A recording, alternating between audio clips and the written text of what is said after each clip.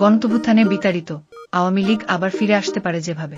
আজকের বাংলাদেশের রাজনীতি যেন দাবার বোর্ডে মোড়ানো এক চতুর খেলা।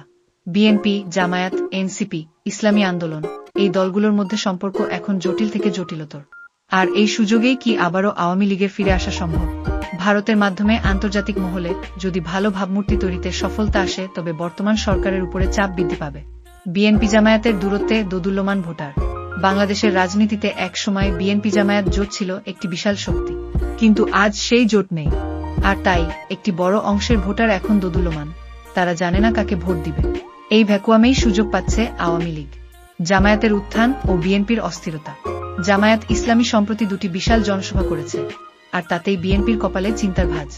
জামায়াত ও ইসলামী দলগুলোর মধ্যে সমঝোতা বাড়ছে, কিন্তু তারা চায় পিয়ার পদ্ধতি নির্বাচন, যা বিএনপির জন্য অস্বস্তিকর। এই অমিল ধীরে ধীরে রাজনৈতিক বন্ধুত্বকে শত্রুতায় রূপ দিচ্ছে। কাদা ছোড়াছুড়ি ও আওয়ামী লীগের উপকার। বিএনপি, জামায়াত, এনসিপি ও ইসলামী আন্দোলনের মধ্যে কথার লড়াই এখন ওপেন ফিল্ডে। এই কাদা ছোড়াছুড়ি মানুষের মনে একটাই প্রশ্ন জাগায়, এরা যদি এখনই এক না হতে পারে, সরকারে গিয়ে কিভাবে দেশ চালাবে? আওয়ামী লীগ এই দ্বন্দ্বকে কাজে লাগাচ্ছে, জনগণের সামনে নিজেকে স্থিতিশীল বিকল্প হিসেবে তুলে ধরছে। সরকারের দুর্বলতা দিয়েও গড়া পুনরুত্থান। হ্যাঁ, বর্তমান সরকারের বিরুদ্ধে রয়েছে বিমান দুর্ঘটনা, সোহাগ হত্যাকাণ্ড, চাঁদাবাজি, লুটপাট সামলাতে না পারার অভিযোগ। কিন্তু রাজনীতি যেখানে ভুল ভুলিকে ঢেকে ফেলে, সেখানে তাদের শাসনেই তো দেশ চলছিল, এই কথাটাই প্রচারে আসতে পারে।